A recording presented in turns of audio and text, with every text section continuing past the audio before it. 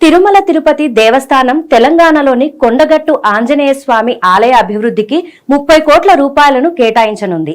ఈ నిర్ణయం ఆంధ్రప్రదేశ్ ఉప ముఖ్యమంత్రి పవన్ కళ్యాణ్ సిఫారసు మేరకు తీసుకోబడినట్టుగా తెలుస్తోంది. పవన్ కళ్యాణ్ కొండగట్టు హనుమంతునికి భక్తుడు. తనను కొన్ని సందర్భాలలో ఆయనే రక్షించారని పలుమార్లు చెప్పిన సంగతి తెలిసిందే.